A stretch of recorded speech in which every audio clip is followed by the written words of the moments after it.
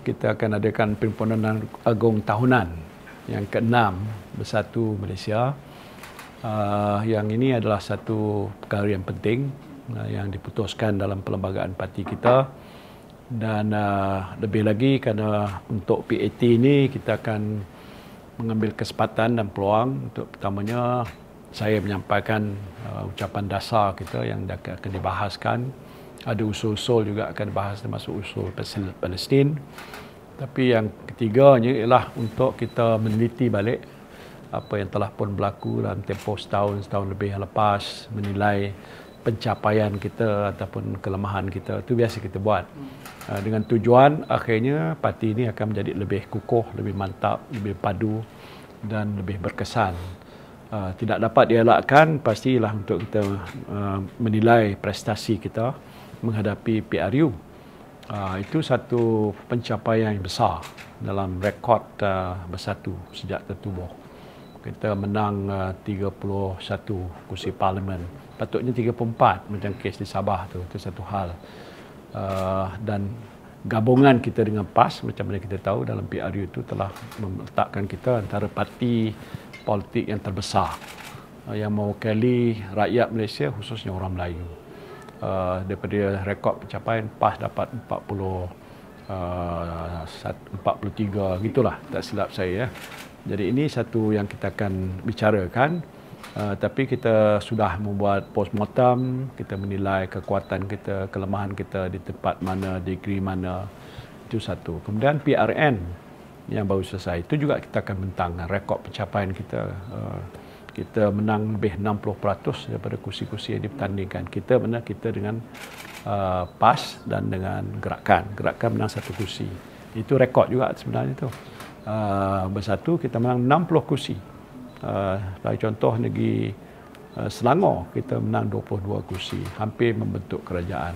So ini rekod-rekod yang sudah ada di hadapan kita yang kita akan bentang semula supaya kita bukan setakat merayakan kejayaan tapi meneliti ke depan apa yang harus kita lakukan.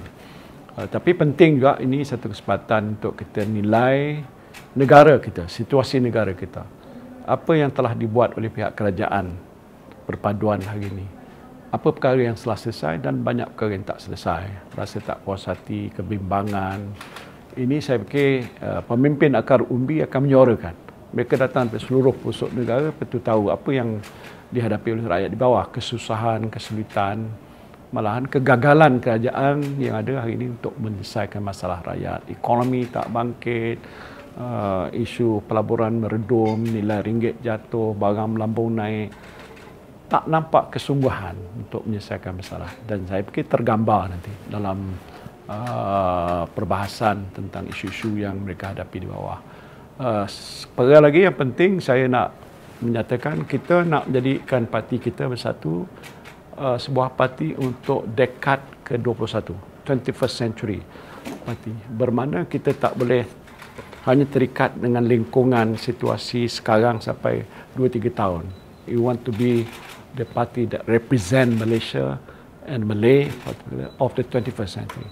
Bermakna kita mesti mengambil kira perkembangan teknologi, perkembangan pemikiran, knowledge dan mungkin melangkau batas kampung, daerah dan negeri saja pergi ke peringkat antarabangsa, isu-isu antarabangsa yang bawa kesan pada Malaysia. Supaya rakyat nanti bukan akan terbuka minda mereka. Saya sebagai sebuah parti politik bukan nak memimpin politik, nak bangkit kesedaran, nak tahu nasib mereka. Terutama orang Melayu yang makin lama makin terdesak, hidup makin susah. What do we do? Jadi ini ruang yang ada walaupun terbatas untuk 2 hari, 3 hari saja. Tapi kesempatan itu kita akan gunakan. Pokok akhirnya yang diharap lepas saja perhimpunan agung, semangat ahli yang datang tu agak berkobar-kobar nak menghadapi PRU ke depan lagi. Itu satu, lepas tu kuatkan parti di bawah yang masih kurang. Kita tak ada keuangan kita itu macam-macam masalah kita hadapi. Tapi we have to build up, orang kata, rasa kesediaan, semangat untuk terus berjuang dan berkorban.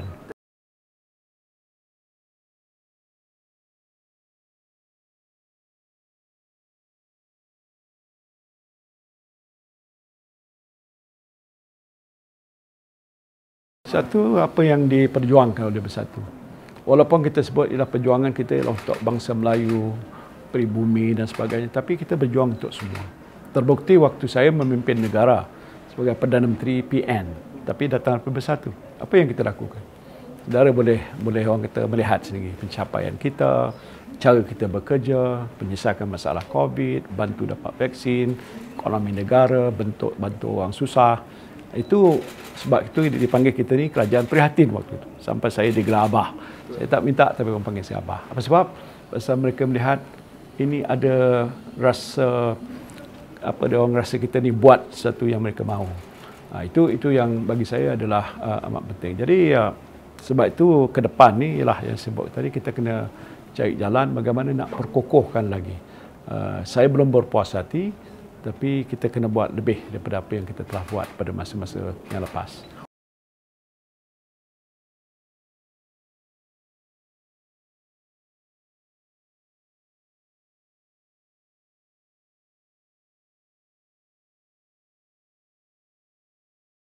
Dia bukan bergantung, itu istilah tu tak tepat.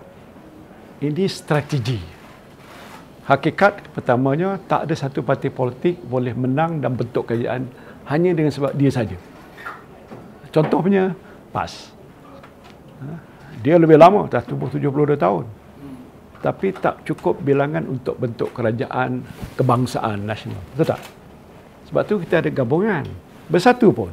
Kalau setakat bersatu untuk sebuah dua negeri itu satu hal lah, boleh. Tapi kalau nak bentuk kerajaan persekutuan, mesti ada gabungan. It is a coalition of parties.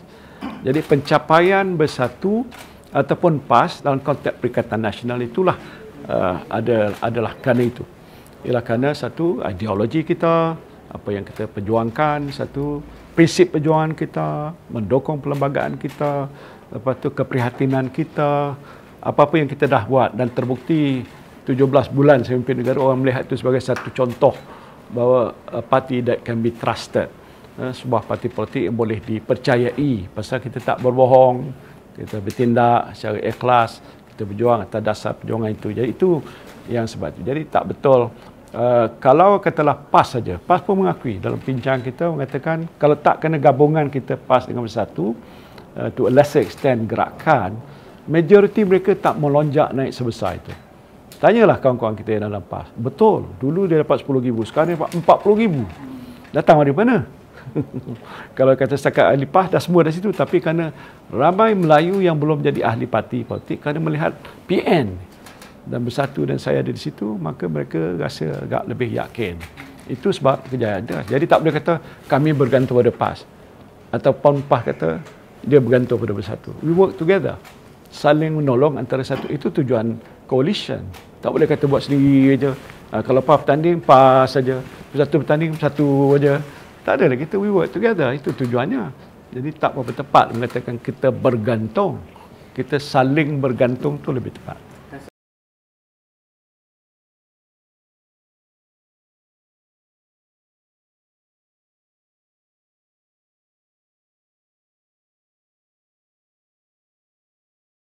Saya tak fikir dia akan terkubur. Hasrat saya dia akan terus kekal untuk selama-lama mungkin. Itu satu. Ya, buat sementara ini saya menerajui memimpin sebagai Presiden dan Pengurusi Perikatan Nasional sementara ini. Sebab itu ini yang tugas yang saya jalankan. Jadi sehingga awal pentutubuhan saya penajanya, saya pengasasnya. Jadi macam susah nak pisahkan itu. Tapi parti kita ni akan hidup berkembang. Saya berharap untuk ratusan tahun akan datang. Waktu saya dah tak ada, you semua tak ada pun, parti masih ada. Pasal at any time, Malaysia akan kekal abadi. Tapi siapa yang akan menajui negara, parti mana yang akan berjuangkan nasib bangsa, itu ke depan lah. Jadi maksud saya tadi, kita kena bina daya kepimpinan yang sustainable, yang lestari. Sekarang waktu zaman saya, tapi saya tidak lama lagi. Usia sudah 76 tahun, walaupun masih handsome lagi. Tapi maksud ke depan tu, mesti ada barisan pelapis. Saya yakin dalam Bersatu, ramai lagi. Belum lagi dapat menonjol, tapi sudah ada. Ambil kira dalam Bersatu yang sedia ada pun. Takkan saya seorang saja. Dalam barisan pimpinan, pasal mereka tak diberi peluang. Cuba lepas ni bagi dia peluang. Jadi PM, jadi DPM, jadi minister. Mampu. dalam kita punya armada. Banyak profesional, lawyers, doctors pun ada kat situ. Dalam Sri Kandi muda. Saya dah baru jumpa mereka dan tak nak beritahu. Ada barisan pimpinan penaja baru yang kita nak bentuk. Yang doctors ada, lawyers ramai. Ialah yang bukan maknanya yang tak ada qualification itu tak penting. Mereka menyokong je itu, tapi untuk kepimpinan masa depan mesti ada ilmu, kepakaran, kemahiran dan dah berpengalaman melalui satu proses. So jadi bagi saya, harapan saya lah, walaupun seketika ini saya di sini, saya tidak akan kekal abadi di sini. Tak berapa lama mungkin saya akan bunuh diri. Yang orang lain akan mengambil alih. Dan lepas itu ada lagi barisan pimpinan baru yang akan mengambil alih. Itu yang kita harap dia akan berkekalan untuk satu jangka masa yang panjang.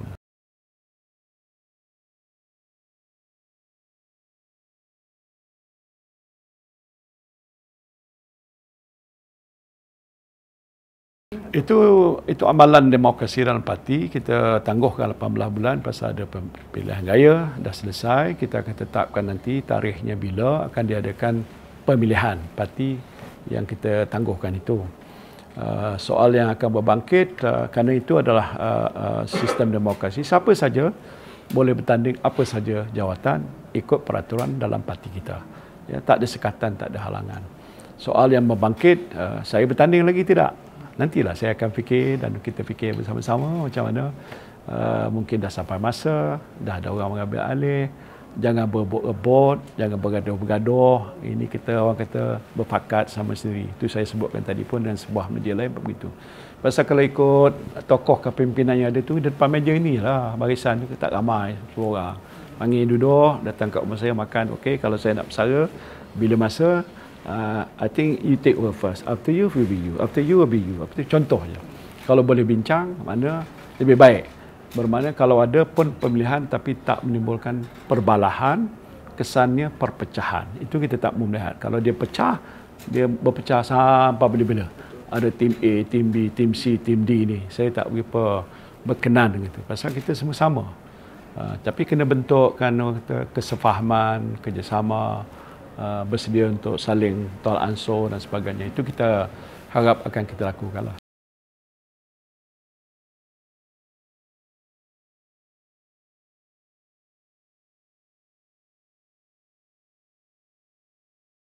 Datuk Seri Hamzah dengan saya tak ada masalah.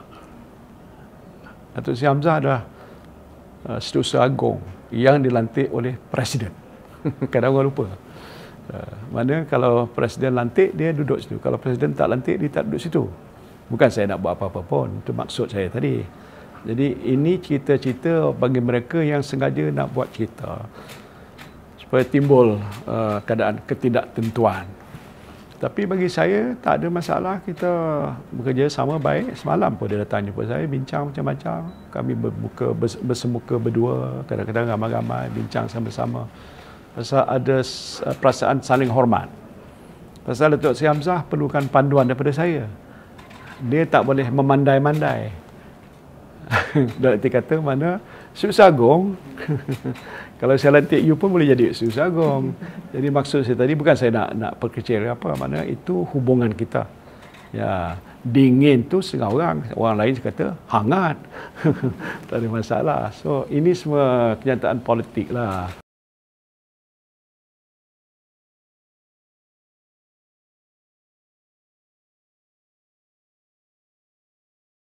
Itu tak apalah. Itu harapan setengah pihak lah. Tapi setakat ini saya tak nampak lagi pun buat begitu pasal masa untuk pemilihan belum tiba. Sebab tu saya dah bincang tadi, kita boleh cari jalan bagaimana kita nak menyusun lapis masa ke depan. Dan itu tidak bertentangan dengan sistem demokrasi dalam parti. Asalkan akhirnya kebaikan. Macam mana kita boleh buat? Boleh.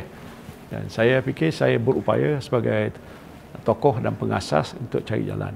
Okay, if I go tomorrow, I think you take over, okay? Is it agreeable? Contoh lah macam itu. Tapi kalau tidak pun, dia nak bertanding, bertandinglah. Kalau saya telah tak bertanding, siapa nak merebut jawatan, dia boleh rebut. Siapa menang, kalah, biasalah adat dalam bertandingan. So that is sikap saya lah. Tak jadi masalah.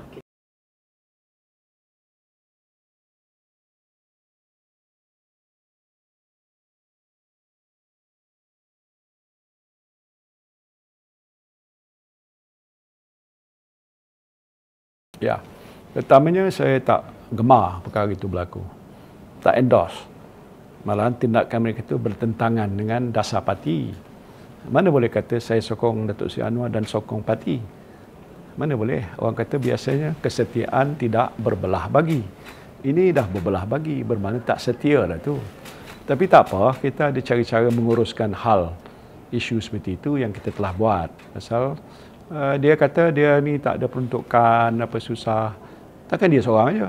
Kita ada berpuluh-puluh ahli parlimen lain, termasuk sebelah PAS dan lain tu, tak ada pula buat macam itu. Apa sebab?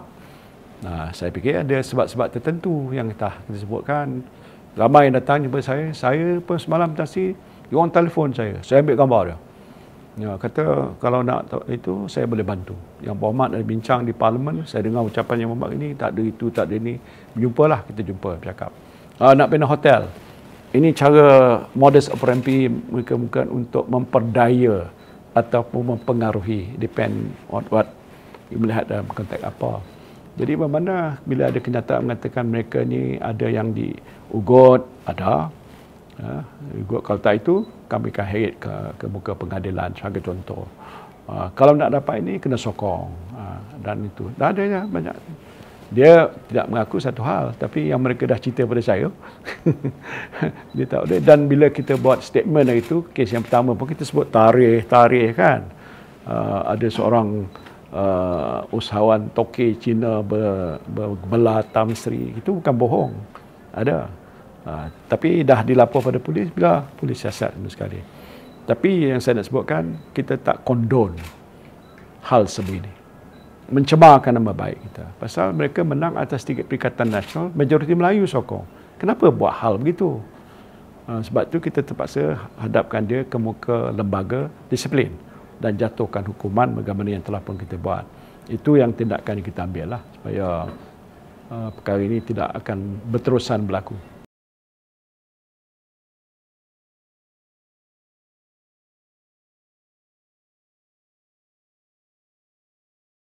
Saya tak dengar lah, ada orang lain dengar, tak tahu ya ke tidak. Mungkin ya, mungkin tidak, saya tak tahu. Itu maknanya ada benda-benda yang berlaku di sebalik zahirnya adalah kerana nak dapatkan peruntukan. Tanya balik, kenapa pula disasar pada Bersatu ya? Bersatu has the force. Bersatu lead in that sense. Dan tokoh-tokoh kita ni ialah kekuatan ni lah kerana kita ada sokongan ahli-ahli parlimen tadi. Dan dia tahu potensi Bersatu dalam konteks Perikatan Nasional bersama PAS sebagai contoh. Menjadi orang kata yang berhadapan dengan mereka di sebelah sana. So we are a contender for whatever it is. Jadi mereka melihat kita sebagai ancaman. Oleh sebab itu cari jalan untuk memecah belahkan dan sebagainya. Kita faham itu. Dan kita terima itu hakikat. Cuma bagaimana kita nak manage, yang kita sudah mula manage keadaan itu.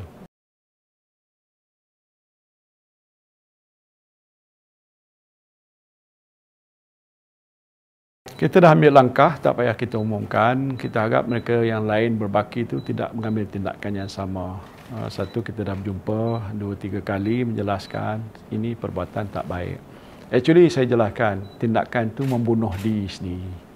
Kalau dia bercita-cita nak jadi orang politik ni akan mati kat situ saja. Pasal bukan saya tak suka. Orang penyokong bawah pun akan marah. Kenapa kau buat begitu? Kita panggil sokong awak kerana awak ni adalah Bersatu, awak adalah PN, nak sokong Melayu. Habis buat macam ini, saya tak suka Anwar Ibrahim. Buat macam itu kenapa? Dia akan menghadapi masalah seperti itu. Dan saya fikir, that problem will face anybody that takes action. You're killing yourself. Bukan saja you bertindak berluar daripada batas perlembagaan dan dasar parti, dan tentu ini tidak elok bagi you sendiri, tetapi rakyat di bawah akan menilai, alah kami tak apa, kami tahu yang berhormat memang pembangkang, tahu yang berhormat tak ada peruntukan. Dan saya dah beritahu pada mereka tak semesti peruntukan daripada kerajaan. Waktu saya jadi PM, saya bagi pada semua. Tak ada syarat, ambil lah. DAP ke PKR ke bagi semua sekali, semua dapat. Pasal zaman susah nak bantu. Sekarang pun patut buat begitulah. Tapi tak, syarat. Kena datang macam nak sujud dekat bawah. Kena syarat macam-macam. Alah, bagi aje lah. Bukan beratus juta pun. Itu cara dia. Apa maknanya? Sikapnya yang rasa dia tidak prihatin masalah. bantu sikit. Tapi saya tak kata itulah faktor yang sewajarnya ahli parlimen kita bertindak sedemikian. Itu tak betul. Pasal lain ramai tak buat begitu. Kenapa dia buat? Dan bukan saja yang berhormat parlimen, adun. Kenapa nak buat? Banyak adun-adun daripada kita yang kalangan negeri-negeri yang bukan kerajaan, negeri pembangkang. Macam ahli parlimen katalah, Gua Musang, itu negeri kerajaan, perikatan. Why you, saya say? Dan dia pula adun. Adun dapat peruntukan 250,000. Peruntukan buat projek tak setengah 1 ke 2 juta. Apa jadi masalah? Mungkin ada sebab lain kot. Wallahualam. So, tapi nak beritahu kita dah manage. Yalah, saya tak boleh ramal apa yang akan berlaku, tapi setakat ini kita dah cuba menguruskan hal seperti itu supaya tak ada benda-benda yang akan berulang lagi.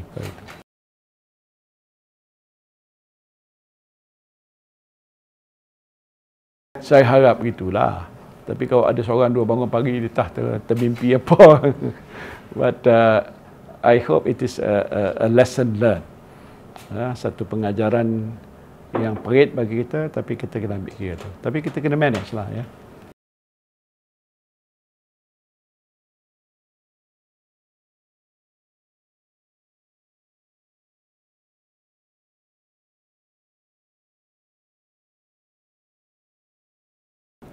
Tak boleh dibanggakan. Tadi media lain bertanya yang sama. Dulu saya pernah kata hopeless. Dia kata takkan tak ada langsung pun. Kalau ada pun tak nampak sangat. Pasal isu pokok tu tak ditangani. Apa isu pokok? Rakyat. Tanyalah banyak. You semua ni, orang media tanya. Terkesan tak dengan keadaan yang ada sekarang ni? Ya, susah. Ya, zaman susah. Tapi tak sesusah zaman COVID. Zaman COVID, dalam keadaan susah pun kita bantu, kita tolong, bagi bantuan prihatin, kita adakan KWSP, kita bantuan moratorium, dan lain-lain lah macam-macam macam itu. Saya tahu 530 bilion. Sekarang tak ada. Zaman tidak ada COVID lagi, sikit-sikit aja. Sewajarnya dia lebih mudah untuk menguruskan negara. Saya ada pengalaman, dan bukan saya seorang PM, saya ada pengalaman banyak kementerian yang saya pimpin. Timbalan Perdana Menteri. Saya tahu. Lebih banyak daripada Datuk Seri Anwar pun sebenarnya. Jadi kita tahu masalah. Tapi apa dia yang dibuat sekarang? Orang bertanya. Kenapa masalah rakyat tak diselesaikan? Kalau tak selesai pun, cuba bantu kurangkan beban. Pokok dalam banyak isu yang saya kaji, teliti dalam survey yang kita buat. Apa perkara pokok yang dihadapi rakyat? Is kos hari hidup. It's a bread and butter issue. Hidup, makan, minum, pakaian, tempat rumah, kenderaan. Key issue. Apa jadi? Tak ada nampak langkah-langkah yang berkesan, yang dilihat meringankan. Nak menyelesaikan mungkin tak boleh, meringankan. Saya tanya satu, bagi contoh satu. Saudara, saya cakap, di mana pun saya kata, bukan pasal saya ni pembangkang. Kalau tidak pembangkang pun, saya ni profesional, saya pun ada ilmu pengetahuan. Tanyalah. Jadi jawapannya macam tak ada kerajaan. Ada Perdana Menteri tapi pusing serata dunia. Masalah tempatan tak selesai. Nak melantik jawatan menteri yang dah kosong kerana meninggalnya Allahyarham Datuk Salihuddin Ayub, kawan saya. Tak terisi sampai sekarang. Lantik orang lain jadi pemangku. Why can't you just fill in the post? Pasal apa? Itu antara kementerian yang penting yang sekarang ni menghadapi masalah. Bekalan beras tak ada. Dalam sejarah negara tak pernah timbul masalah beras tak ada. Sekarang menghadapi masalah. Ada beras import. Rakyat tak ada makan beras import. Mahal RM45. Malam saya pergi ke supermarket kat rumah saya. RM42, RM45. Depend itu. Siapa yang nak beli? Yang biasa RM27, RM28. Tapi tak ada. Tak mampu. Habis tak ada, ayam harga melambung. Oh, dia kata akan distabilkan. Lepas tu cerita soal nak mengurangkan subsidi. Saya tak kata saya tak setuju kurang subsidi. Pasal subsidi yang dibayar sekarang ni ramai yang dapat tu orang kaya. Okey, nak rationalize. Di parlimen dia tak jelaskan macam mana nak rationalize. Tak mudah. Bila nak mula? Tahun depan. Tak selah lagi tahun depan. Dah lah susah. Kalau subsidi tak ada, dalam keadaan yang susah ni, terbeban lagi. Naik daripada 6 ke 8% SST. Yang tak ada SST pun kena 8% SST. Logistik kena bayar. Jadi semua kos akan meningkat, melambung naik. Yang itu you boleh buat mudah, tapi nak selesaikan masalah, you tak buat. Saya cakap ni secara ikhlas, bukan saya nak mengutuk begitu sekali. Orang datang jumpa dengan saya berbalik kampung saya semalam. Saya bercerita yang sama. Berat, menanggung berat, beban susah hidup. duit kita tak banyak, gaji kita pun sama.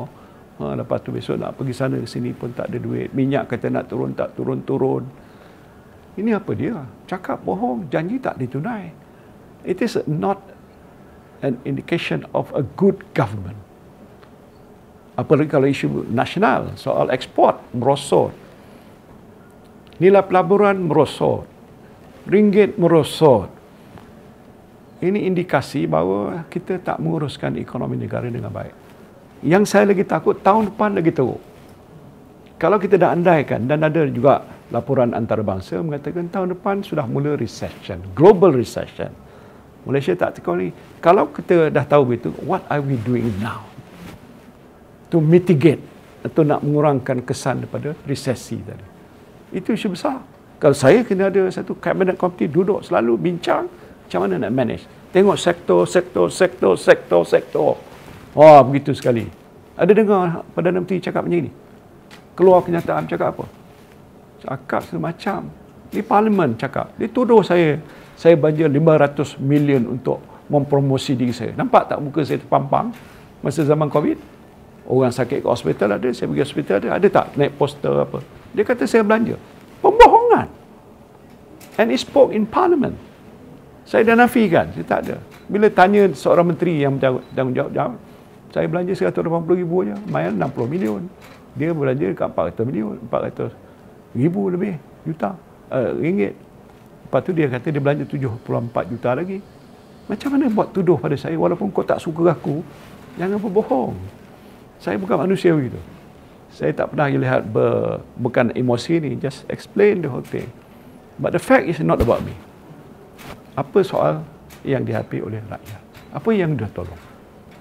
You tanya tadi, you tak boleh jawab. Satu je saya tanya. Tolong bersebutkan. Oh, ini Tan Sri Madani dah bagi, macam soalan kata, oh, bagi pencen. Yang pencen 1,000. Baguslah, bagus. Tapi kalau ikut dinilaikan di situ dengan masalah kos naik apa tu, kurang sikit tapi tak kurang menyelesaikan masalah. Nak kurangkan subsidi, habis apa jadi? Maknanya tak ada subsidi. Okey, kalau tak ada subsidi, macam mana nak menentukan supaya rakyat yang di bawah tu tak terkesan dengan kenaikan, tak jawapan. Ini key. Ini isu pokok. Kalau ini pun kajian Madanon tak boleh selesai, saya tak tahu cerita lain. Tapi soal antarabangsa lain, dasar luar sudah agak berubah sikit. Lepas soal isu Palestin pun nak angkat bendera pun tak boleh. Wallah, pun tak kata gini. Lepas isu cabar kepada mahkamah syariah, saya boleh cakap bincang macam-macam. Ia menjadi kebimbangan. Dan satu lagi, kemungkinan persepadanan semula yang akan dibuat tak apa lagi. Siapa yang nak pindah? Macam mana akan berlaku? Kemungkinan tak. Mungkin kawasan-kawasan yang akan dipindah ialah menambahkan kawasan-kawasan majoriti bukan Melayu. Siapa dapat faedah? Siapa dapat faedah? Di mana Melayu masa depan? Ini persoalan-persoalan yang mesti dijawab. Nampak Anwar dia kat situ, dia seorang Melayu Islam. Boleh tak dia pertahankan hak Melayu? Supaya Melayu tak akan hilang kuasa. Ini isu besar kan?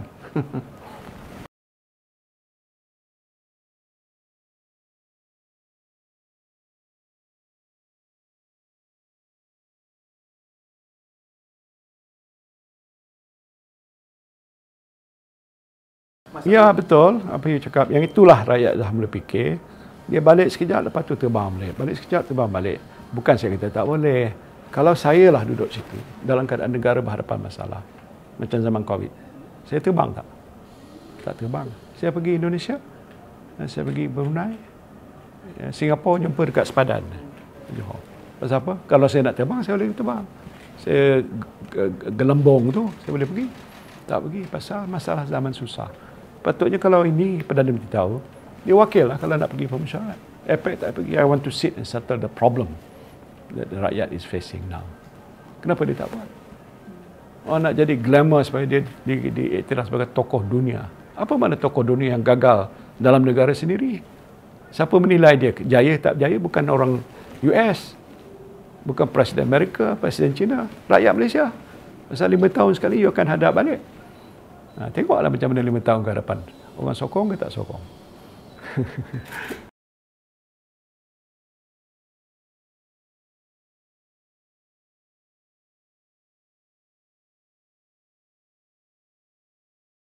Yang itu saya tak fikir menjadi fokus. Minta maaf lah. You memang ingat semua. Media tanya soal empat. It is not something that is so much critical. Indication macam seolah-olah Bersatu akan runtuh dah hancur. Saya nak beritahu, no. Makna kita akan kokoh dudukan kita. Ini pengajaran bagi kita. Dan ramai lagi adun-adun kita dan MP-MP kita yang ada bersama kita. Ramai ketua-ketua parti kita yang bekerja kuat di bawah. Kita kerjasama dengan PAS. Jadi mana dia tidak akan menjadi fokus utama. Akan disentuh, biasa. Saya pun mungkin akan sebut juga dan menjelaskan apa yang berlaku. Itu tak apa. Tapi bukan menjadi membuangkan masa selama 2 hari berbincang soal fokus ini, soal itulah hidup mati kita kat situ. Tak adalah. Ada andaian bahawa Bersatu akan lebur dan hancur depan ini. Saya doa tidak begitu. Dan saya yakin dia tidak akan begitu. Oh ya, yeah. Don't underestimate the force that is coming in because of Bersatu kombinasi dengan PAS, gerakan. Ini gabungan yang kokoh. Kita tahu di mana kekuatan. Iaitu kita sudah dapat 80% sokongan. You semua pengundia itu you pangkas saya. Saya tahu, tengok muka saya tahu. Tapi yang keduanya kita tahu ada kelemahan. Kawasan-kawasan di mana majoriti bukan Melayu. Chinese vote and Indian vote ini agak masih belum begitu besar. Ada sebab-sebab tertentu. Mungkin mereka tak berapa faham apa perjuangan PN. Ataupun mereka fikir, oh ada PAS, ataupun Bersatu. Itu kita faham. Dan kita dalam parti kita cuba nak manage macam itu supaya akhirnya orang boleh menerima bahawa this party does not fight for the cause of the Malays. Kita berjuang untuk nasib semua kaum. Dan kita buktikan zaman COVID, kita bagi semua orang. Kita tak tanya kau Cina ke Melayu, kita bagi. Terbukti. Begitu. Jadi kalau kita melihat itu, mana kehadapan untuk beberapa tahun ke depan, kita buat persiapan-persiapan. Kita dah tahu dah kawasan-kawasan yang kita bertanding dulu. Yang menang kita pertahankan, yang kita kalah tipis. Macam Selangor kita kalah tipis. 13,000 je undi. Daripada 7 kawasan yang kita kalah tu, campur sama sekali, majoriti dia orang dapat 13,000 je. Kan? So, kita dah analisa. Boleh tak itu? Datuk Seri Azmin buat sana kerja. Jangan underestimate. Itu satu negeri dan lain-lain pun kita buat begitu. Jadi kita kena kerja. Cuma kita tertekan dengan masalah parti kita kerana kita disekat. Sumber keuangan kita tak boleh pakai, akaun kita tak boleh diaudit, tak boleh gunakan wang yang ada berbaki. Orang nak bagi sumbangan pun takut. Benda-benda masalah. Ini kita kena manage masalah itu. Tapi we still here. Dan kita akan insyaAllah kekal untuk tempoh masa yang panjang.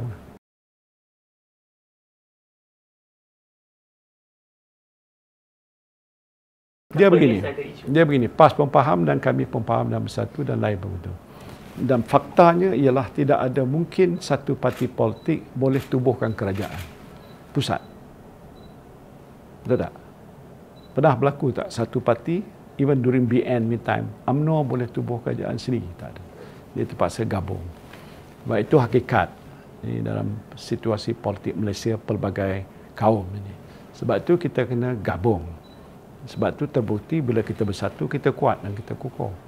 Jadi kalau katalah saya buat keputusan, saya fikir saya nak sendiri je. Pergilah sendiri. Tak ke mana pun. PAS pun katalah buat keputusan, minta maaf, dia nak pergi sendiri. Boleh dapat 40 kursi macam sekarang. Boleh pergi ke mana? But we pack together, we already 70. In future pack together, we already 90 or 100. Yang lain tu join je lah, tak apa.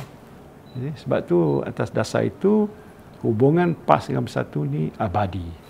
Dan saya beritahu Tok Guadi satu hari pergi rumah dia, satu je permohonan saya dan saya akur bahawa kita Bersatu dengan PAS ni hubungan kita mesti abadi.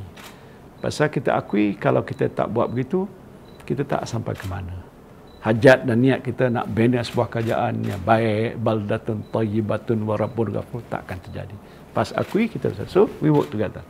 Adalah isu hubungan antara parti itu memang ada. Tapi taklah membesar sampai nak pecah belah, tak ada. Pasal mereka akui. Saya pun akui. If we go together, we go on our way, we can go very far. Ialah boleh dapat 1-2 negeri, tapi tak boleh bentuk kerajaan. Pusat tak ada. So we have to work together. Malahan kita akan sikap lebih terbuka kalau lain pihak nak join, sehaluan, ideologi sama, we can come in together, work together as a coalition.